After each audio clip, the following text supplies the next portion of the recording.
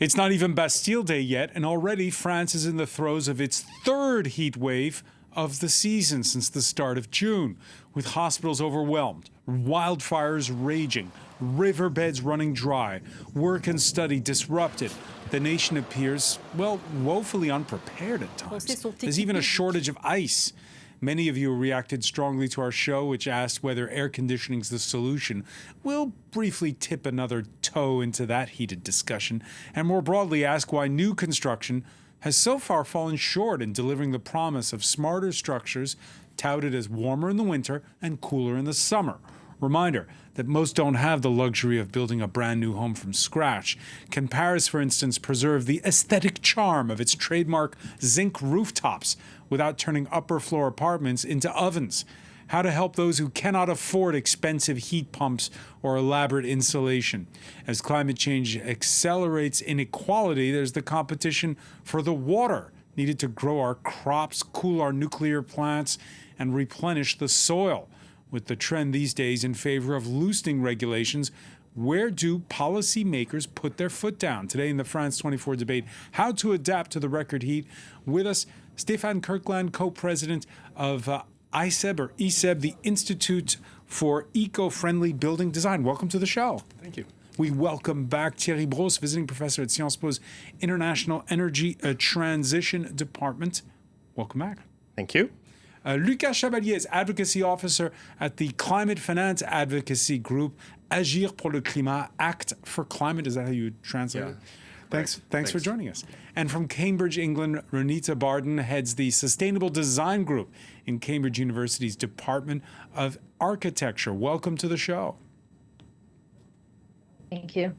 You can, by the way, always listen. That's right, listen to the France 24 debate wherever podcasts are streamed. Expect 10 times more heatwave days by the end of the century here in France than we have now. So says France's High Council on Climate. Its latest report out this Thursday, it says the country's built for a climate that no longer exists. And that even goes, it seems, for some housing that's brand new and touted as eco-friendly. We go to Bordeaux in the southwest of France, where the mercury has been hitting 40 degrees regularly this week. And the locals, well, as Emerald Maxwell explains, are fuming. In Bordeaux, the blazing hot sun is chasing people indoors. But in this so-called eco-neighborhood, residents are still sweltering, with no respite from the scorching summer temperatures. It's 33, 34 degrees at ours. This is our third summer here. It's getting difficult. We live in the dark and open the shutters in the evening, but I've learned that's not enough. Even at night, the temperature stays high. This mother is at her wit's end. We have no shutters, which means that as soon as the sun rises, all the heat comes straight in. Even with the windows closed, you can still feel the blast of heat. Yet, when building began in 2017, the Brazza eco-neighborhood promised apartments that would stay cool in summer, with a maximum temperature of 25 degrees Celsius. An ambitious project unveiled with great fanfare at the time by Alain Juppé, the then mayor of the city, as well as the project's architect. 9 years on, those promises seem a distant memory. Valérie moved in a few months ago. Her flat is plunged in darkness all day long. I'd like the architect to live in this flat for a year to realize just how much is wrong with it, to realize that brown metal shutters don't insulate against the heat, and that the walls, which are made of concrete doesn't insulate against the heat. Alban is a student living in one of the building's studio flats with just one window. I can't catch a breeze, as I've only got one fixed window. It's not enough. On top of that, I was studying for exams, so it was a struggle. Residents are also struggling to see the light at the end of the tunnel. This is already the third heat wave since the start of the summer. Stefan Kirkland, is that an isolated incident, that so-called eco neighborhood in Bordeaux? No, unfortunately, it's far from an isolated incident. Even though neighborhoods can be called eco neighborhoods, first of all, they were designed based on historical climate data, which is just not fit for the future. And they often don't have the standards that we really need for climate change adaptation. So it's far from an isolated case. Because I heard a report here in Paris of a school in the 13th arrondissement that did some renovations to be more eco-friendly, worked in the winter but not in the summer. Is that an honest mistake, or are there some unscrupulous people who sold a bad bill of goods here? One of the problems is that the regulations are way behind the actual change in the climate, so that we still don't take into account summer heat properly in the French regulation and the regulation of a lot of Northern Hemisphere countries. And then another thing is that simply there's a lot of fanfare around making eco neighborhoods, but then the developers, the social housing authorities, they always cut corners, and it never goes all the way in implementing the measures that you would really need to have an effective system. But we know what the solutions are. There are also examples of things that work very well and that have been done, and those are category. Okay, so you're the mayor of Bordeaux, Stéphane. Yeah. What do you do? That we implement the most important thing is the existing building stock, is that you need to rehabilitate the existing building stock. Almost all of the buildings that we're going to live in the future already exist.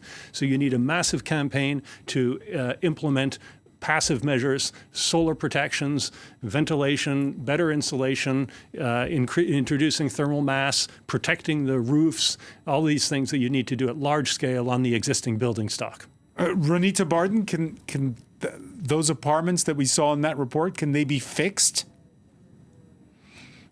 I mean, at this point, only opportunity is to retrofit, and retrofit using a combination of passive and innovative frugal innovations that can be done within the reach of the residents as well as the community at large. But I think the larger question is, I see this as a much of a missed opportunity when you see the building itself as a sustainable, climate resilient building, probably, I don't know. But it's about the neighborhood. So it's not just the building that is creating the heat or storing the heat. It also requires a neighborhood that would act as a heat sink and will draw in all the heat that is being generated. So, and also release the heat during night. So it's a very symbiotic process of the built and the natural environment that needs so hang on, balanced approach. So, Brenita, are you saying, because when you were watching that report, you saw them outside being interviewed on the sidewalk, you're saying there's too much concrete outside as well as inside? Yes, absolutely. So we need to rethink when we are talking about just buildings being climate resilient or buildings being sustainable. The sustainability comes from an overall systemic change, and not just a single point in intervention can actually work. So it's a combination of multiple interventions that will actually help us adapt to this heat that we are currently doing, and more probably adapt in successful way so that we don't face the same similar overheating apartments in the future. Thierry Brosse, we saw at the outset of that report, it's launched by the then mayor, former Prime Minister Alain Juppé, in 2017. 2017, that's less than a decade ago. Should they have known better at that time? Absolutely. I mean, remember, we were saying for quite a long time that climate was going to warm. I mean, 1.5 degrees that Paris wanted was a fantasy. It's going to be more than 2 degrees C. So everybody knew this. So that's the first element. On regulation, I think we have too much regulation, not too little. So I think at the end of the day, yes, there is a problem. The real question is how those people are going to live today in those buildings. I mean, retrofitting a building is going to cost quite a fortune. It's going to take years, etc., etc. And so at the end of the day, there is also the question that nobody wants to really go through, which is air conditioning. Yes, those buildings, at the end of the day, you see people in the shops trying to find those air conditioners because, first of all, remember that France is a bit unique and it's different than the UK here. France has the greenest, the least carbonized electricity in the world. 95% of our electricity is decarbonized, and we have a lot of it. So we could have air conditioned units. Air conditioned units are, in fact, just heat pumps that are smart, that are cooling you in summer and heating you in winter, and allow those people to try to find a solution today to their problem. All right, so Lucas Chabalier, I'm glad you've brought your calculator, I hope, to this conversation. First of all, before we get to air conditioning itself, how much would it cost to retrofit the apartments that we saw in that report? Well, as a matter for this specific case, I'm not sure. I do not know. But if you want to, let's say, properly isolate all the existing building stocks in France, for instance, it costs several tens of billions, euro every year. Yeah. That's a lot of zeros, but is it a lot or a little when you look at the overall problem and how much energy is lost, for instance, in... No, this is one of the sectors where investments are the most important for the ecological transition. So the renovation of buildings. Is tens of billions a lot of money or a little bit of money? No, that's a lot of money. So the question is, how do we finance that? I mean, the real question that I would like to brought here is how we finance that. And I think that this is a very important matter heading towards the presidential election, and it should be part of the debate. Yeah, a lot of organizations have been raising flags, especially because that heat dome of 2 weeks ago, record temperatures here in Paris, record temperatures across the country. We saw that one student who only has one window in his apartment, so he can't even have a draft. The Catholic charity Fondation pour l'habitat, the Foundation for Housing, insists that shutters should be a right for all citizens. There are a lot of places that don't have shutters, even today. Yeah, this is something that should be done, but I think that there might be a problem that with the little music that we've been hearing over the past days, that there is an opposition between isolation for winter and heat-protected buildings for the summer, because actually what isolation does for keeping warmth inside during the heating season, it does also for keeping fresh air for the summertime. So basically, yes, if you have air-conditioned or retro heat pumps, reversible heat pumps that will bring cool air into your apartment or your workplace, it's going to be always most effective in terms of energy bills and in terms of your energy needs. So what is worth for winter also applies for summer. So I think that there's a bit tricky to oppose the two of them. You think that there can be a combination of both, Thierry Brosse? I very disagree with this. I think you have to look at really the energy in France. It's decarbonized. We have plenty of it. It's not a question. I mean, it should be. I mean, on the wholesale market, it's zero today. You can have it at €0 per megawatt hour. So I think saying yes, in a perfect world, we should all be very rich, etc., but we aren't living in a perfect world. And so the real question is, how do we address the question of those people today, not in 20 years' time when we will have the right regulation, etc. Today, we have the electricity that can power this and do not generate any kind of CO2 emissions that will, in other countries, generate further climate changes. All right. So it won't be like so you're saying that right now we need a solution now. Like we saw that run. Let me get your reaction to this, Stéphane Kirkland. There were those images that went viral of that run on a supermarket in the western suburbs of Paris last week, it was a week ago, when they heard that there were cheap Chinese air conditioners for sale. They showed up at the opening. They stormed the doors, basically, and there was a run on the supermarket. What were your thoughts then when you heard that? And your thoughts when you hear Thierry Brosse saying, well, you got to feel for those people. They need to cool down. Definitely. When you see those images, you definitely feel for the people. However, I completely disagree with Thierry's point of view. Definitely in France, we have a lot of industry groups, lobbyists for energy who tell us that there's no constraint on the energy, who conveniently sweep aside other issues, and who really want solutions that are the ones that match their interests. Those are lobbying groups with their own interests. I represent an independent organization of professionals. We don't have any link with any industry group, and we are therefore in favor of solutions that are in the public interest. That does not mean being against air conditioning, but my opinion is that if we think of air conditioning as the solution, then we are in deep trouble, because what we're going to do is we're going to generate urban heat islands with massive use of air conditioning, and we are not going to address the root cause of the problem. We are simply going to continue doing exactly what got us into this situation in the first place. And so what we need to do is invest massively to use passive solutions first, and then use air conditioning in addition to that. But we cannot just throw common sense out the window and use expedient solutions simply because we see some images on the television that shock us. Ronita Barton, have you been following the feud here in France over AC?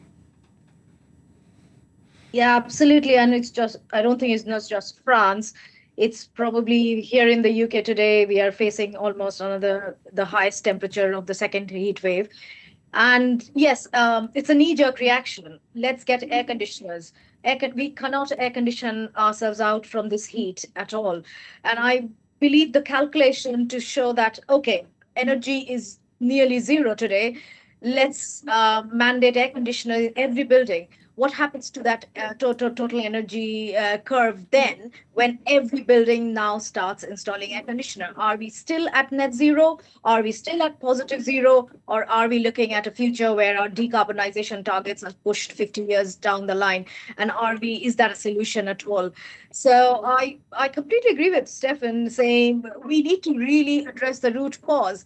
And there are countries today which has historically faced quite a large amount of very hot days in the tropical region, and they do adopt air conditioners at a very astronomical rate. But is that a solution? Is a question for us as from both sustainable design side. I think question is, 101 lesson that we learn on sustainable design for buildings is having things that take the sun away from the building when it is not desired. And overhang design, it's one of the passive design solutions, which you will find in traditional buildings across Europe, but is probably missing currently in almost every modern building.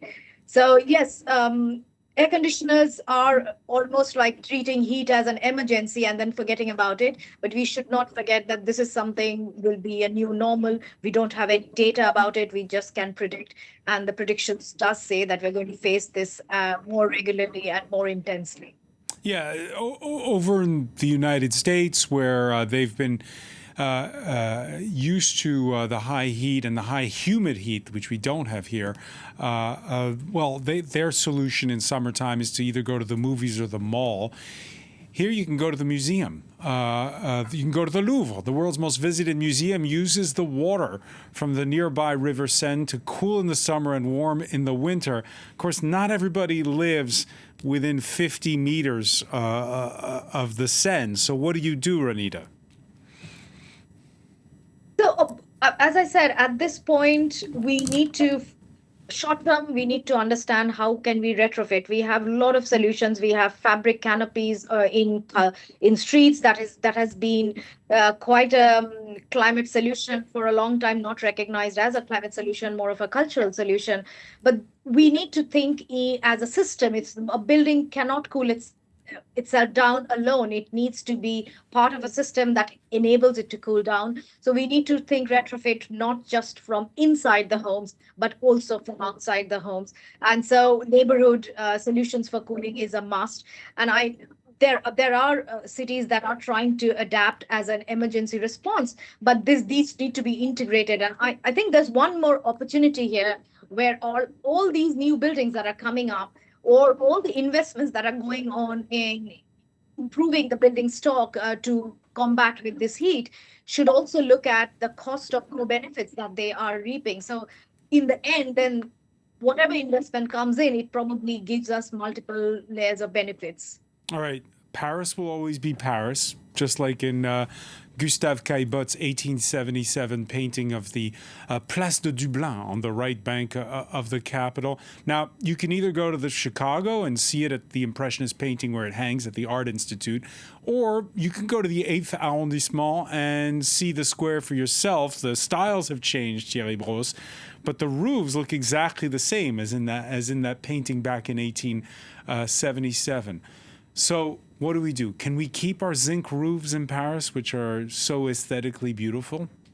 Yes, first of all, I'm in favor of all kind of options. I'm not in favor of Can the banning. roofs stay? And remember, Baron Haussmann, when he built Paris, he built it from scratch. He destroyed quite a lot of things. And so this needs to be looked into. If architects are coming with ideas that can change it, good. I'm in favor of anything, but I think what we need to look at is the timing and the cost.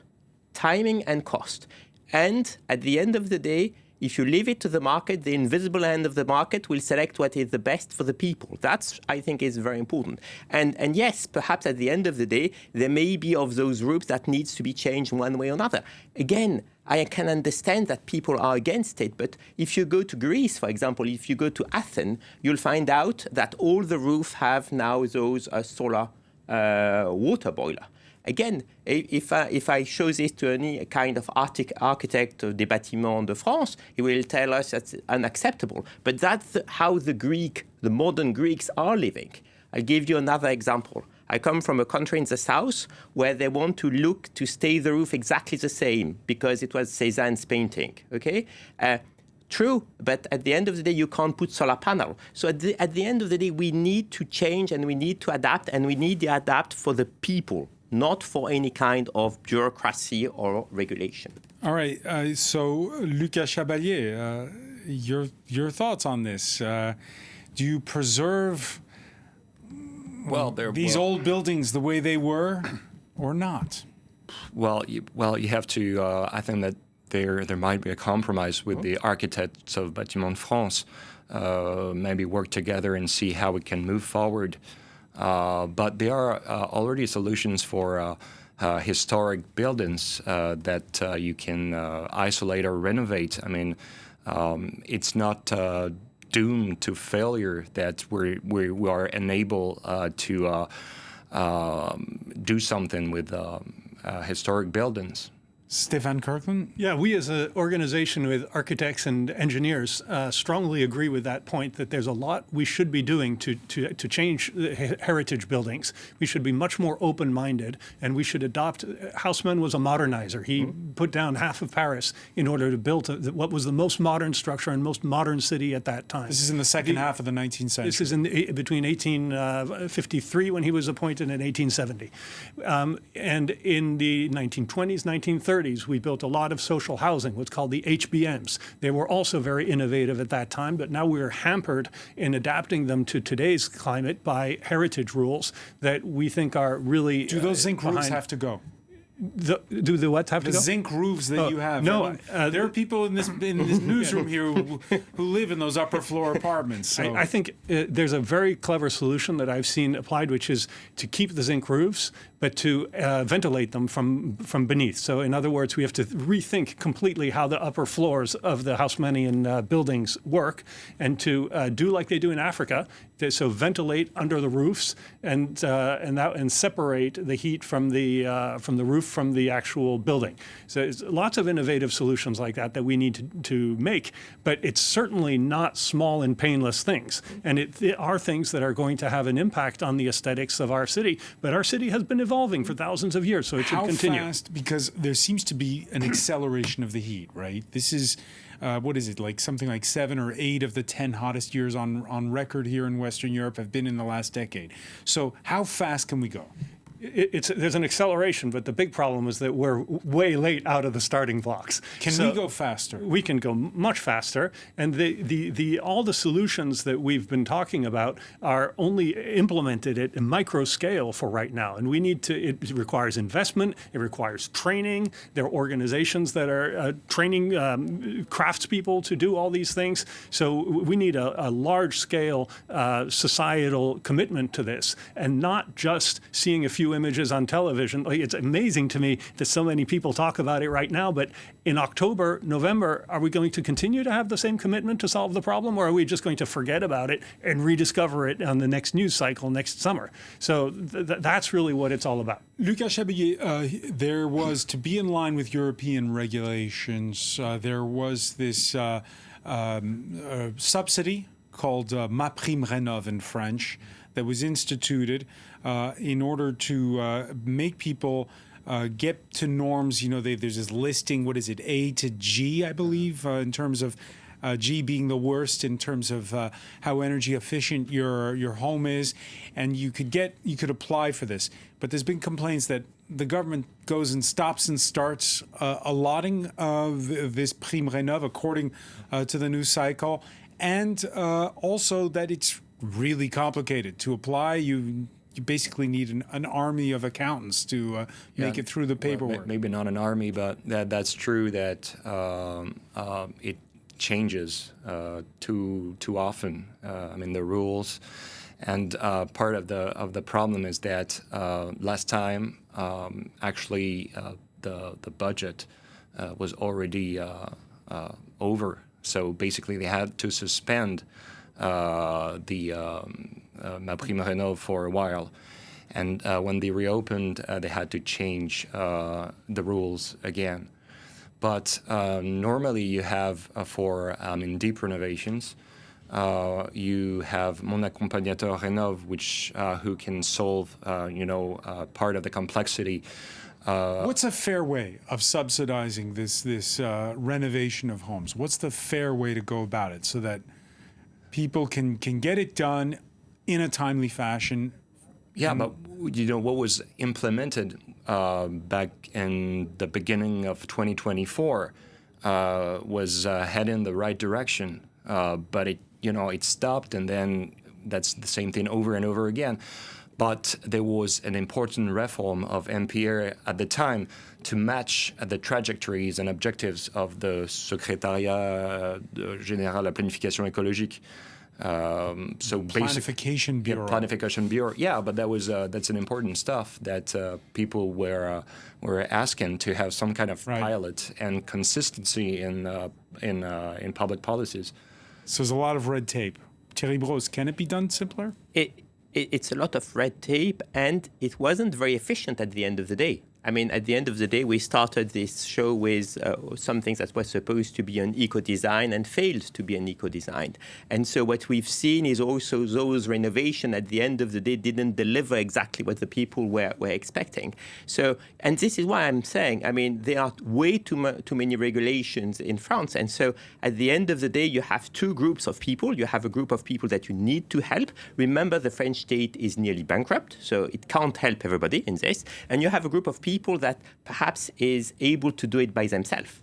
Okay, and so the people that are able to do it them by themselves may have ideas and may have the budget able to do this. So let's leave those people doing it and not put too much regulation on this. And let's concentrate on the building that needs the help because the people there needs the financial help. All right. There's a spot of news where Ronita Barden is over in England this Thursday. It's deadline day for nominations to replace the Labour leader and Prime Minister, the only candidate so far, Andy Burnham, who lists among his campaign promises to put aside £39 billion to build new social housing. He said it would be the biggest building enterprise of social housing since the Second World War. Ronita Barden, if you were whispering into Mr. Burnham's ear right now, how would you tell him to build those council estate flats or whatever? I don't know exactly what kind of social housing he wants to build. What would you tell him to build and how? First of all, I think this 39 billion investment presents as a fantastic opportunity. Britain has been proposing a largest expansion of council housing in generations. Like this is after the war, this is probably the first time such amount of building will be built. But I think the larger question currently is, and I think there's an opportunity for us to build it as a more climate resilient building. And also we should also start thinking about solutions where we embed healthy building norms, or we start relooking at standards of healthy building norms into the practice of social housing. One of the biggest opportunity I see is we should not use this investment just to create numbers in terms of largest building stock of social housing, but we should build housing for tomorrow so that these investments do not go in the drain and we still continue to build tomorrow's overheated indoors and overheated buildings. So we should not be pumping this public money into an overheating crisis again. So we should look at building norms in a way that they respond to not just the climate, but also healthy building norms could be relooked and reinvested in. Okay, so just very briefly here, Ronita, what materials do you use? How do you make these apartments, again, livable in the winter and livable in the summer? So I think it's not two different questions. It's not like you need to if you need to keep the heat out during the winter, you cannot keep the heat out during the summer. It's a part of the same problem. But one of the biggest solution we have is we need to have good insulation so that we can keep the heat indoors when we do not want the heat to escape. But that's typically winter. But we should have proper ventilation systems. Most of the social housing that we have seen do not have very strict ventilation norms. And one of the best way to flush out the heat, especially during the nighttime when the heat is outside has gone down, is to flush out the indoor heat that has been stuck indoors. So spending more on ventilation system, spending more on understanding how these ventilation systems could work both in winter and summer is probably one of the biggest opportunity here.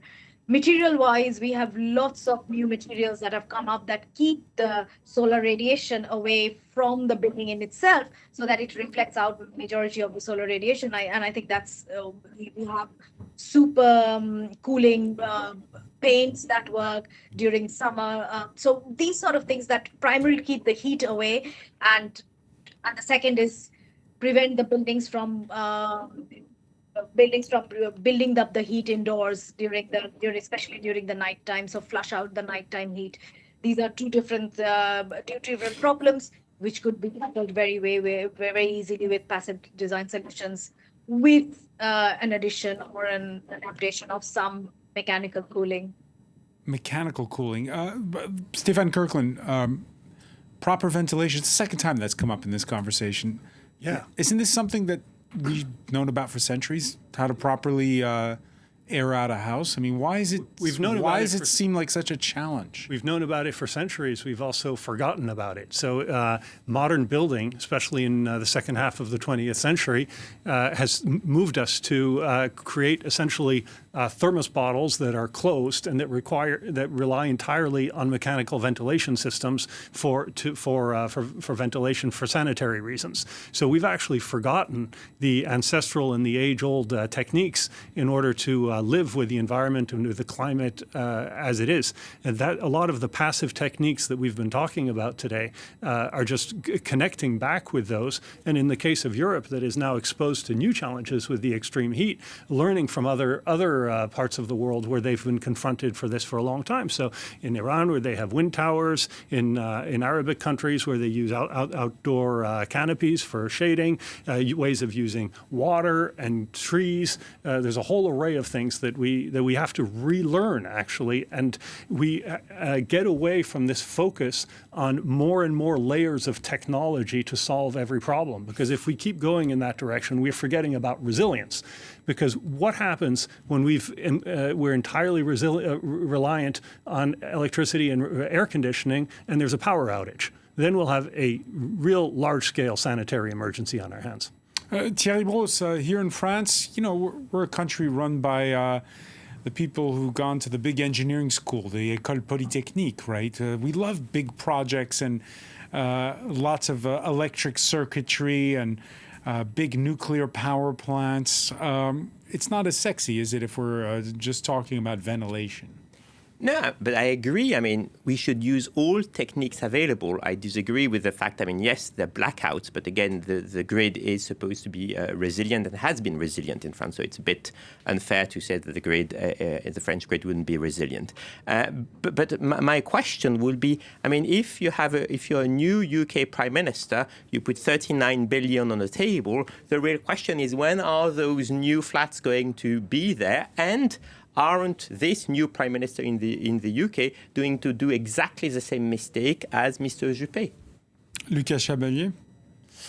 Well, what's the question exactly here? What's the pitfall here if you announce that you're going to build all this social housing in times of climate change? Yeah, I'm not aware of the social housing situation in the UK, so I'm not going to be very helpful. But the one thing that I could say is that in terms of greenhouse gas emission, it always far better to renovate the existing stock of buildings than to build new ones. That's for sure. And social just to be clear on this, it's cheaper. Yeah, it's cheap. Retrofit than it is to start from scratch. Yeah, definitely. And in terms of greenhouse gas emissions, once again, it's far better to renovate the existing building stock, which is basically the main target of our policy, which should be our main target of our policy. And there's another thing that regarding the demographic evolution that's going on in Europe. The future for the building industry is not in new construction, but in retrofitting the existing. So basically, we have to work on this. So I'm not able to tell you whether it's a good thing or not to put 32 billion pounds. 39. Yeah, sorry, because I'm not aware. If people need affordable housing. In the UK, that's a good thing to do. But more generally, in terms of emissions and cost, the best thing to do is to renovate. Thierry Brosse. Absolutely, I agree. And so we need to renovate, and we need to look at all technologies to renovate at a cost that is as cheap as possible and as fast as possible. I think that's really what the French people, the British people are waiting for. All right, you talked earlier about the fact that we live in a country where, because we have a lot of nuclear power, we have less of a carbon footprint than others. By the way, that report that's out this Thursday from the High Council on Climate saying that France's reduction of its carbon footprint is slowing. It's slowing for lots of reasons, but one of their worries now going forward is the way the economy is going. And this winter, for instance, we saw an abundance of rain that filled the aquifers. Now, in these latest heat waves, riverbeds are drying, fires are raging in France, Italy, and Spain. France, where there's going to be an increase in these data centers, is the way we do the economy going to be a problem going forward? Are you worried about those data centers and how, again, we worry about the air conditioning accelerating heat, creating heat zones, but what about data centers? Well, again, I think France was unique. It was the electrostate. It has been taken over by China since 2021. China has more electricity in its global energy mix than France today. Unfortunately, China, it's 50% coal-powered. But France has a lot of electricity. And the French government wants an electrification. And electrification means two things. Providing cheap electricity to more and more people. And so you need two things. You need to grow the demand. So for me, anything that grows the demand is good. And you need also, on the other side, to build new nukes. And that's the plan in France. So I think we have those two elements. Unfortunately, but as you said... Is that what Lucas was worrying about, which is the technological solutions to something where we don't need technology to perhaps mitigate the climate crisis?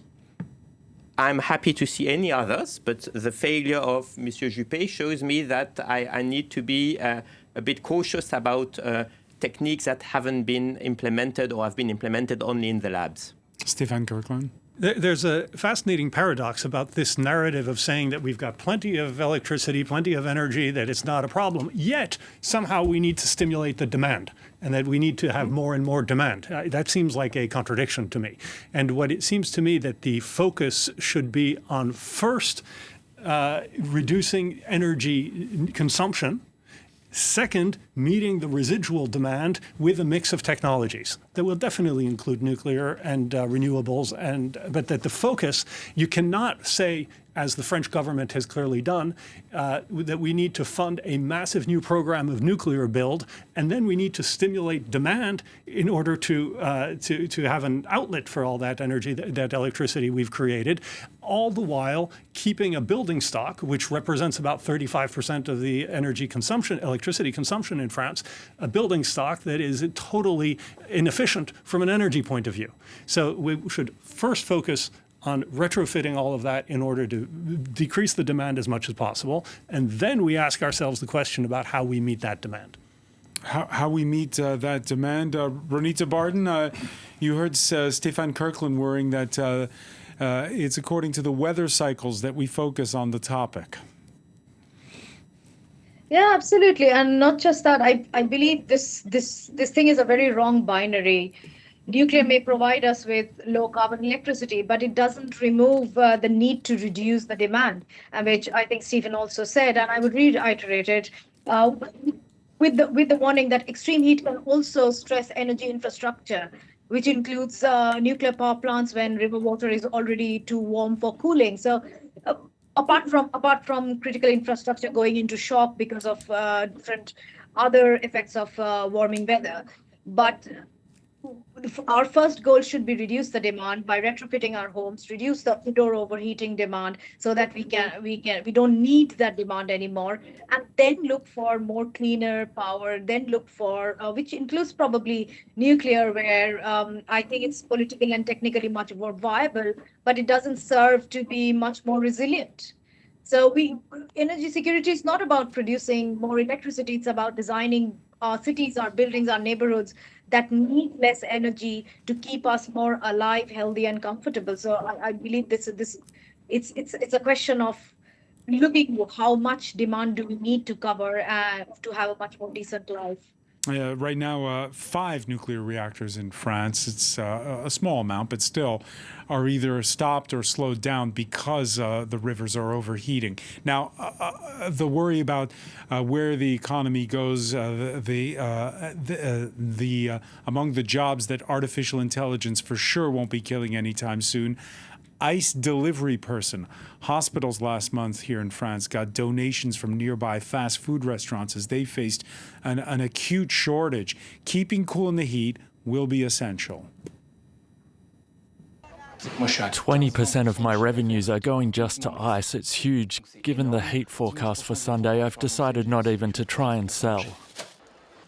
Right now is iced tea, refreshing, served cold with plenty of ice. It's a big seller. And with the temperature in the 30s, there's consensus that I think everybody here is pro-ice, at least for now. I want to thank you, Thierry Brosse. I want to thank Stéphane Kirkland, Lucas Chabalier, Renita Barden for being with us from Cambridge. Thank you for being with us here in the France 24 debate.